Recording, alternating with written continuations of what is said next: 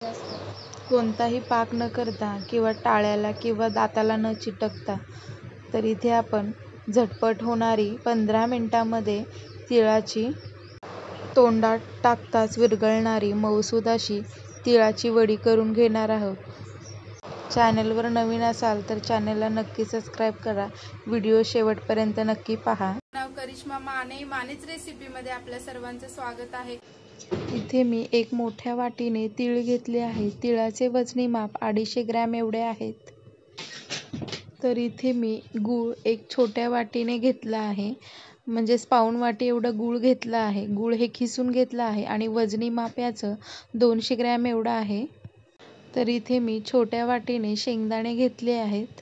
वजनी माप शेंगदाण्याचं 50 ग्रॅम आहे आणि इथे 6 ते 8 इथे हिरवी इलायची घेतली आहे.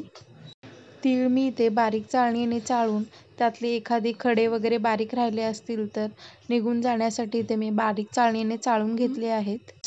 स्वच्छ करून घेतले आहे. सर्वात पहिल्यांदा आपण कढई इथे मी गरम करायला ठेवली आहे गॅसवर आणि आता आपण सर्वात पहिल्यांदा तीळ भाजून घेणार आहोत. तीळ अगदी खमंग असे भाजून घ्यायचे आहेत. तीळ अगदी फुलूपर्यंत तडतडीत आवाज येऊपर्यंत मंद आचेवर 5 ते 6 मिनिटांसाठी तीळ छान भाजून घ्यायचे आहेत. तीळ अजिबात कुठेही कच्चा न ठेवता एकसकट छान आपण भाजून घेणार आहोत. तीळ आपले छान फुलले आहे तर इथे आवाजही बघू शकता, तडतड असा आवाज येत आहे. मंद आचेवर इथे 5 ते 6 मिनिटांसाठी तीळ भाजून घेतले आहेत. तर आपण आता गॅस बंद करून घेणार आहोत आणि एका प्लेटमध्ये तीळ काढून घेणार आहोत. याच कढईमध्ये आपण इथे इलायची घालून घेणार आहोत आणि इलायची तुपावर न भाजता असेच आपण त्याला फुलूपर्यंत छान भाजून घेणार आहोत. 2 ते 3 मिनिटांसाठी मंद आचेवर छान आपले इलायची फुलून घ्यायचे आहे. तर इथे बघू शकता इलायची आपले छान फुलून तयार झाले आहे. तर तेही आपण एका प्लेटमध्ये काढून घेणार आहोत आणि याच कढईमध्ये आपण शेंगदाणेही भाजून घेणार आहोत. शेंगदाणे आपण मंद आचेवर डाग न लागता छान भाजून घ्यायचे आहेत. 5 ते 6 मिनिटांसाठी शेंगा आपले छान भाजून झाले आहेत. तर इथे बघू शकता त्याचे सालही निघत आहे. तर आता आपले शेंगा भाजून रेडी झाले आहेत. तर आपण एका प्लेटमध्ये काढून घेणार आहोत. तर इथे आपले तीळ आहेत ना, ते थोडेसे गरम आहेत म्हणून यामध्ये मी गूळ घालून घेत आहे. गूळ तिळामध्ये घालून त्याला छान कुस्करून घ्यायचं आहे. तर इथे मी अर्धाच गूळ घालून घेतला आहे आणि अर्धा गूळ तसाच वाटीमध्ये ठेवला आहे. तीळ आणि गूळ मिक्स करून घेतलेलं आहे. तर ते आपण मिक्सरला छान अशी त्याची बारीक पावडर होईल इतपत आपल्याला छान फिरवून घ्यायचं आहे मिक्सरला. तर इथे मी 2 बॅचमध्ये छान अशी पावडर तयार करून घेणार आहे. तर यामध्येच मी सोलून घेतलेले शेंगदाणे घालून घेणार आहे आणि 3 ते 4 इलायचीही त्यामध्ये घालून आपण मिक्सरला छान त्याची बारीक पावडर तयार करून घेणार आहोत.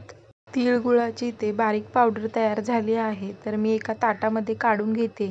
तर इथे बघू शकता अगदी बारीकसर अशी पावडर तयार झाली आहे. हाताने जरी दाबलं, एक मूठ जरी दाबला तरी पण त्याचा लाडू तयार होईल अशी ही पावडर तयार झाली आहे. तर इथे मी दोन्ही बॅचमध्ये पावडर तयार करून घेतली आहे तीळ आणि गूळ शेंगदाण्याची. तर इथे आपण थोडेसे शेंगदाणे शिल्लक ठेवले होते, त्याचे मी शेंगदाणे हाताने थोडेसे तर इथे मी थोडेसे शेंगदाणे हाताने क्रश करून घेते, जेणेकरून आपण वडी खाऊ तेव्हा दाताखाली छान लागतात शेंगदाणे. इथे आपले शेंगदाणे आणि तिळगूळ छान एकत्र करून घ्यायचे आहेत. तर इथे इलायची साल न काढता आपण इलायची वापरल्यामुळे त्याचा सुगंधही फार छान येत आहे. तर इथे मी 1 चमचाभर या तयार करून घेतलेल्या पावडरमध्ये 1 चमचाभर पाणी घालून घेत आहे. पाणी जरी घातले असतील तरीही आपल्या वड्या अजिबात खराब होत नाहीत किंवा चिवट आणि चिकटही होत नाहीत. त्या मस्त खुसखुशीत आणि चवीमध्ये कोणताच बदल होत नाही. पाणी घातलेलं आपण हे सगळे जिन्नस छान एकत्र मिक्स करून घ्यायचं आहे. तीळ आणि गुळाचं सारण छान अगदी मऊसूद आणि एकजीव झाला आहे. तर इथे बघू शकता. तर याचीच आपण आता वडी तयार करून घेणार आहोत. तर इथे मी गोल झाकणाचा डब्याचं झाकण घेतलं आहे आणि त्यावर सर्व बाजूने तूप लावून घेतलं आहे.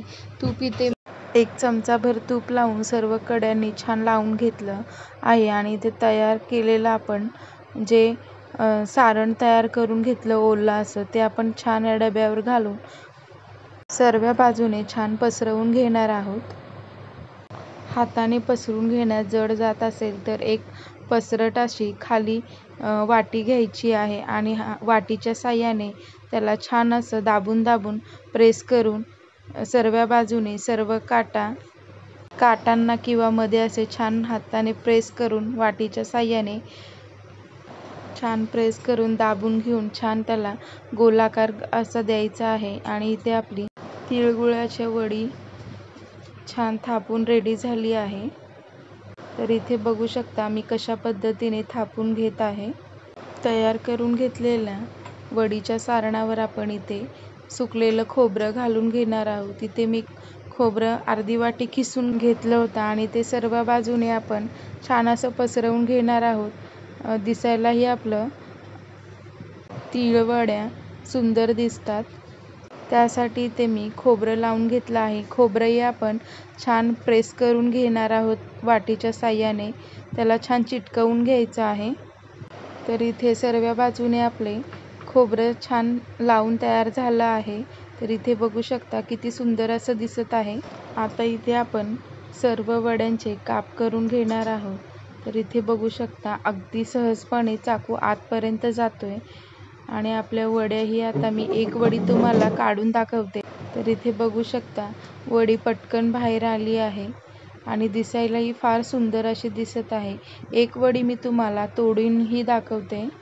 वडीचा आकार एकदम असा शेपमध्ये आला आहे आणि जाडीला ही वडी अर्ध्या इंचा एवढी झाली आहे. वडीचा दुसरा भागही मी तुम्हाला काढून दाखवते. अगदी पटकन असा निघत आहे. वडी ही आपली अजिबात खराब होत नाही. वडी अशीच 15 ते 20 दिवस टिकून राहते. जरी पाणी जरी घातलं तरी पण वड्यांना खवंट असा वगैरे वास येत नाही. वड्या अगदी चांगले राहतात. तर इथे मी वड्यांची प्लेटिंग करून घेतली आहे आणि इथे मी एक वडी तुम्हाला तोडून दाखवते. इथे बघू शकता अगदी मऊसूद अशी वडी झाली आहे. लगेचाने पटकन तोडली जाते. तोंडात टाकताच विरघळणारी वडी झाली आहे. तर इथे बघू शकता किती खुसखुशीत ही अशी दिसत आहे. अगदी झटपट होणारी तिळगुळाची वडी. तुम्ही ही रेसिपी घरी तुमच्या नक्की ट्राय करा. व्हिडिओ आवडल्यास व्हिडिओला लाईक, शेअर, चॅनेलला नक्की सबस्क्राईब करा.